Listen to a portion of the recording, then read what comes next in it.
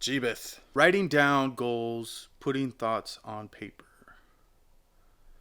I've done it before, kind of feels good, but never really carried it around with me to implement solutions. Knew that they were written down, came back maybe on some, checked off some, but never, ever accomplished all of them.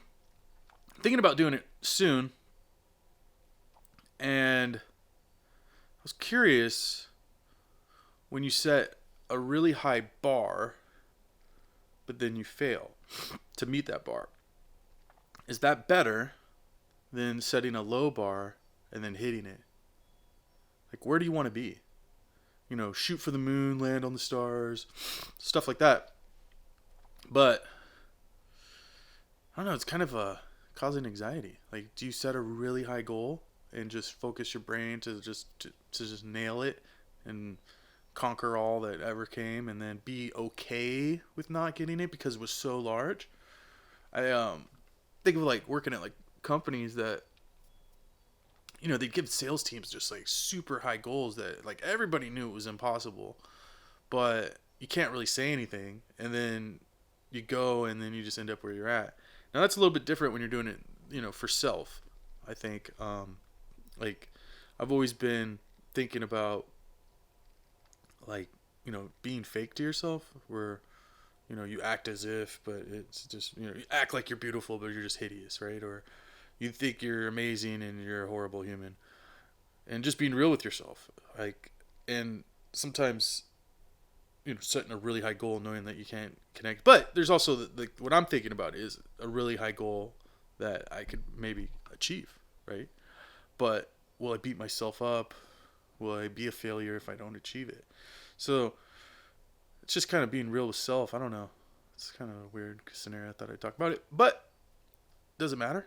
No. So why not just set really high goals and you're going to be where you're at, or don't set those really low goals, because if you hit them, you're going to be stoked, but you should have set them higher anyway. It's kind of a catch, deuce. I don't know. Read a book. Talk Radio by Bogosian. Eric Bogosian. This is, I knew it as the movie from Oliver Stone. It's an interesting book because it's based on a play, and I can't remember the movie now, so I'm going to have to go back and watch the movie. But it's pretty good. I read it really quick. I felt like it was a breeze, and you could see in a theater aspect it'd be really, really neat.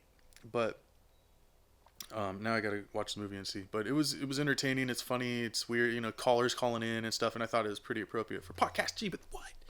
Because all the callers I have calling in. But I don't know. I'd peep it out. I liked it. Talk Radio, Eric Bogosian. And I listened to an audiobook. I forgot what it was called. Well, I kind of know what it was called, but I want to give it to you exact. Here it is. How to Be Heard. Can't even see that, can you? How to Be Heard by Julian Treasure. And dude, this is good. This is really good.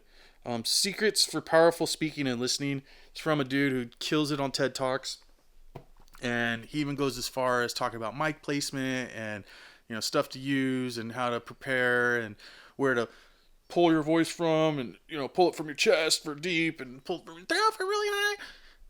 Just fantastic. Public speaking, being predominant in conversations, and just kicking ass and taking names. I love it. Obviously, I'm not speaking from my chest, so I didn't learn much, but at least I know it. Implementing is a different thing. But I would check it out. It was a great audiobook, but I'm sure the real book's fantastic too, because we read more books. What? And I especially ordered this months before it came out. Got my shirt.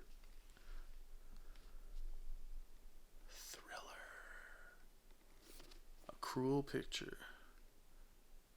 This is awesome. This is a box set starring Christina Lindberg, the gorgeous, beautiful Christina Lindberg, who I wasn't aware of until this movie.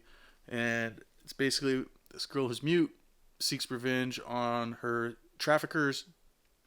Kicks ass, takes names, 1971.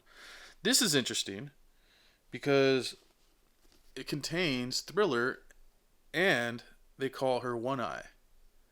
And it's the same exact movie, just two different cuts. One has really hardcore scenes in it, like really hardcore, like whoa. And I guess that's why it was banned in Sweden. And then the other has those taken out. And I mean, I don't think I've ever seen that hardcore in a regular movie, if this is considered a regular movie. But it's a fantastic revenge flick. This was put out by Vinegar Syndrome, so this was in 4K and a rescan, and fantastic. If you like revenge flicks, I think everybody kind of does, secretly at least, if they don't admit it. But it's basically a rape revenge, and it's fucking great, fantastic. So I peeped that out. That being said, write down your goals, thought on paper, set them really high. If you fall less, whatever. Read more books. Stay amazing. Stay humble. Stay gracious. Podcast Jebuth. Ah!